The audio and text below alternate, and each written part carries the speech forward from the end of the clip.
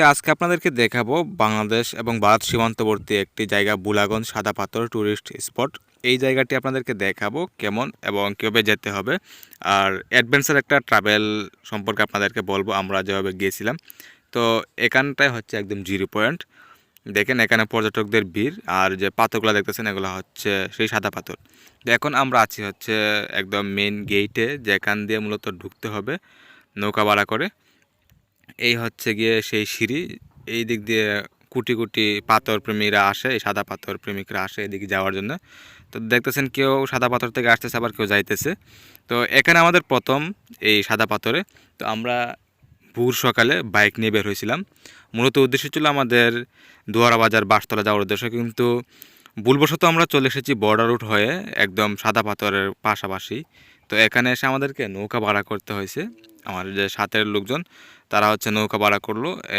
এখান থেকে একদম বুলাগঞ্জ যে পয়েন্ট 10 নাম্বার পয়েন্ট, এখান থেকে হচ্ছে যে সাদা পাথর যে স্পট, এখানে একটা নৌকা ভাড়া করতে হয় 800 টাকা দিয়ে, হাফ ডাউন যাবে এবং নিয়ে আসবে। তো আমরা সেই নৌকা ভাড়াটা করলাম। নৌকা ভাড়া করে আমরা নৌকার ভেতরে বসতেছি।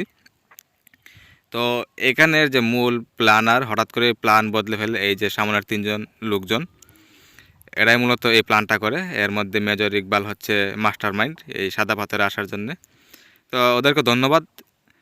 তো আমরা এখন নৌকার উপরে আছি, নৌকাটা স্টার্ট করে দেবে কিছুক্ষণের ভিতরে।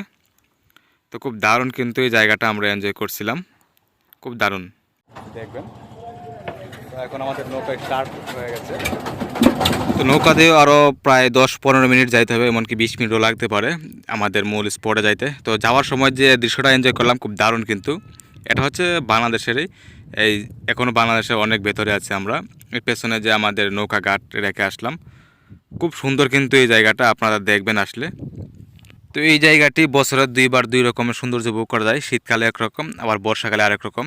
দুই কালেই কিন্তু একদম পারফেক্ট দৃশ্য। তো এখন হচ্ছে যে মরুভূমি রয়েছে বালুচর, তো এখানে কিছু দোকান রয়েছে যেখানে ইন্ডিয়ান পণ্য পাওয়া যায়। তো এই সেই মরুভূমির দোকানগুলো এখানে অনেক কিছু পাবেন। তো অবশেষে আমরা বিরাট মরুভূমি পাড়ি দিয়ে চলে এসেছি সাদা পাথরের এক কর্নারে। তো বেশ কিছুদিন আগে আপনারা শুনছিলেন সাদা পাথরের পাথরগুলো চুরি হয়ে গেছিল। তো চুরি পাথরগুলো আবার কিছু পাথর এনে রেখে গেছে। দেখেন এই যে গ্যাপ গ্যাপ যে জায়গাগুলো সম্পূর্ণ একদম পাথরে ভরা ছিল, এখন কিন্তু একদম কম।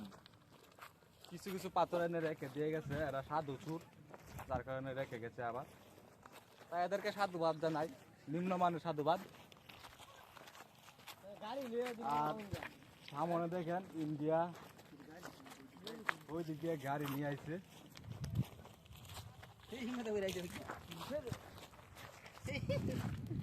তো আমরা হাঁটতেছি।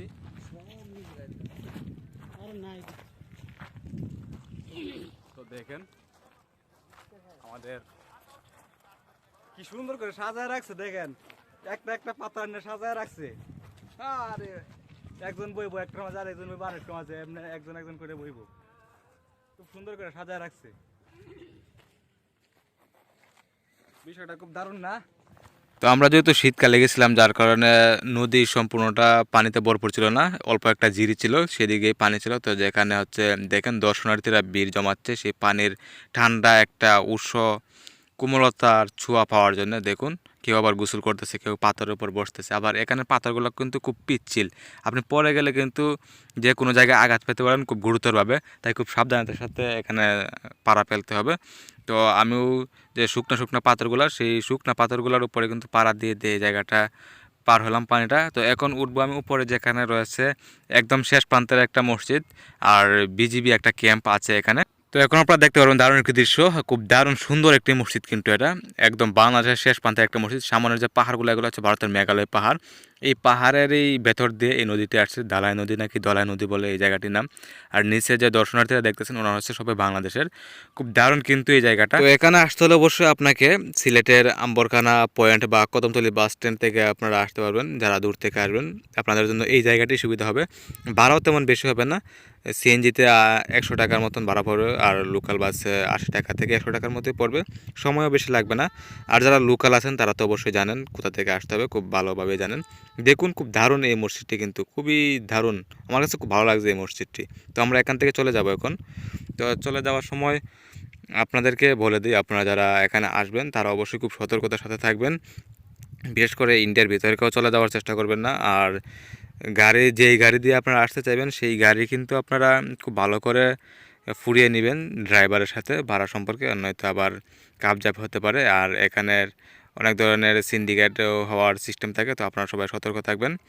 তো কেমন লাগবে আপনাদের কাছে তা অবশ্যই কমেন্ট করে জানাবেন, বা কেউ যদি আসতে চান তাও জানাবেন কোন সময় আসলে ভালো হবে।